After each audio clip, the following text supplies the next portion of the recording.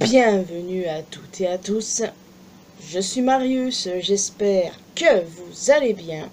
Alors évidemment, je vous retrouve pour parler du dernier chapitre de One Piece, et comme d'hab, il y a beaucoup de choses à dire.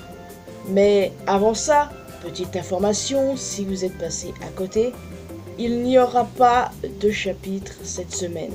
Ça a été annoncé de façon soudaine, et on ne sait pas du tout ce qui se passe. Tout ce qu'il faut espérer, c'est que Oda va bien et qu'on ait rapidement des informations parce que on plaisante pas avec la santé. Et puis depuis Toriyama, j'avoue que je suis pas bien. Ouais. Donc en espérant que ce soit des nouvelles positives, moi je m'en fous de pas avoir de chapitre tant qu'Oda va bien, tant qu'il a une bonne santé, c'est tout ce qui compte. Donc on va prier très fort pour lui. Donc maintenant que ceci est dit, on peut parler du chapitre, mais avant ça, parlons d'abord de la page en couleur, où les Mugiwara sont en train de jouer à un jeu d'arcade pour récupérer des peluches, ainsi que Chopper qui se retrouve dans l'une d'elles. Il y a beaucoup de peluches diverses et variées qui représentent des personnages que nous connaissons bien. Par exemple, Luffy a les peluches d'Ace, Sabo, Dadan, Makino, Gar, Shanks, Riley ou encore Barbe Blanche. Zoro, lui, n'a que celle de Mihawk. Nami a celle de Nojiko, Belle-Mère et Vivi. Et Sanji, bon bah c'est le PDG ultime. Il n'y a même pas besoin de se poser de questions avec lui. En tout cas, je la trouve jolie. Les petites peluches qui représentent des personnages qu'on connaît, qu'on n'a pas vu depuis un moment. Non, franchement, c'est cool. Des personnages qui sont importants pour les Mugiwara. Donc c'est pour ça que c'est étonnant qu'il n'y a pas Kunya par exemple. Et enfin, il y a la couverture des mini-aventures de Yamato qui du coup se poursuivent, où nous voyons ce dernier, Kinemon et Momonosuke, se recueillir au sanctuaire des héros à la capitale des fleurs. Alors, des fans ont réussi à traduire les noms qu'il y a sur les lanternes. Il y a Oden Toki Yasui, Ushimaru Tempura Omitsubi, Otaka, qui est la femme de Yogoro, ne l'oubliez pas, Pedro Izu, Ashura Doji, et visiblement, vu le nom Kurozumi, j'imagine qu'il s'agit de Kanjuro. Alors oui, Kanjuro c'était un traître, mais c'était aussi leur ami, parce que je ne vois pas du tout quel Kurozumi ce serait. Surtout dans le sanctuaire des héros, donc forcément c'est Kanjuro.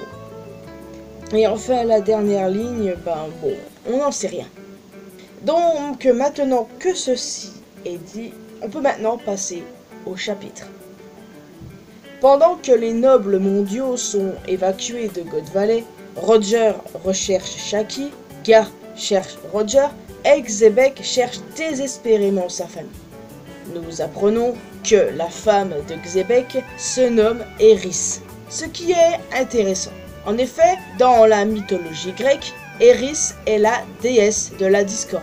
Elle a joué un rôle clé dans le déclenchement de la guerre de Troie, tout comme la mère de Teach qui ramène les Rocks sur God Valley via l'objectif de Xebec. Donc oui, preuve supplémentaire que God Valley est une référence à la très célèbre guerre de Troie. Dragon tente de s'enfuir avec Shanks et Shamrock, mais il est intercepté et blessé par Saint Satchels Maffei, des chevaliers divins, envoyés pour récupérer la progéniture de Garling. Shanks était caché, il est tombé sur la tête et comme il était assommé, il n'a pas pleuré du coup. Et c'est pour ça qu'il n'a pas été repéré par Maffei. Cette dernière n'a trouvé que Shamrock, ignorant l'existence de son jumeau. Alors que Maffei s'apprêtait à tuer Dragon, elle est coupée en deux par une attaque aléatoire de Barbe Blanche. Tout ça sans aucune difficulté, sans son fruit du démon, causant d'énormes dégâts sur son passage, ce qui lui a valu des reproches de Big Mom et Shiki. En vrai, il aurait pu carrément anéantir l'île dès son arrivée, mais il ne l'a pas fait, vu qu'il y a Shaki, ses alliés donc. Il aurait largement pu avec son pouvoir, ça c'est clair.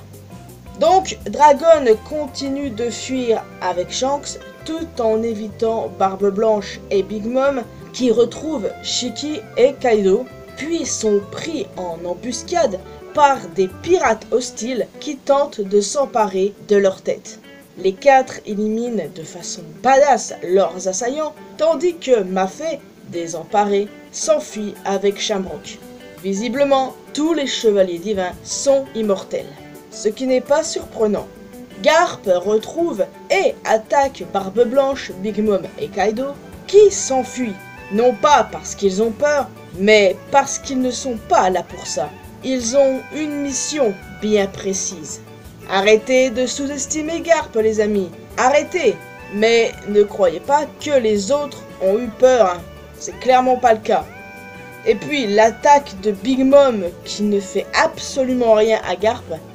Encore une fois, arrêtez de sous-estimer Garp. Les débats de puissance, ça abrutit le cerveau des gens, ça je peux vous dire. Avez-vous remarqué que le capitaine John aborde une main métallique? Un clin d'œil évident à Kid, évidemment. John pourrait être l'ancien détenteur du Jiki Jiki no Mi, voire même avoir un lien de parenté avec Kid. Et ça les amis, cela rappelle la théorie que j'avais faite il y a plusieurs années de cela. Ouais, ça remonte à mes débuts sur YouTube de toute manière. Ça je m'en rappelle. Donc, en gros, Eustace Kid est basé sur le célèbre pirate William Kidd, qui avait pour père un certain Captain John. Cependant, il y a un hic. Dans One Piece, le capitaine John semble avoir péri à God Valley, donc avant la naissance de Kid, comme en témoigne le fait que Moria a récupéré les corps des Rocks décédés, lui, Gilbastars et Genzui. Donc, c'est très peu probable que les deux soient père et fils, mais que John ait eu le Jiki Jiki no Mi est beaucoup plus plausible pour le coup. De son côté, Shaki a réussi à maîtriser les marines qui tentaient de la déplacer. Mais elle est ensuite confrontée par ce FDP de Sommers qui est déterminé à la tuer. Il veut lui infliger 5 blessures pour la tuer. Et certains ont fait le rapprochement avec les 5 plaies du Christ. Jésus portait une couronne en épines, alors que Sommers a le pouvoir des épines.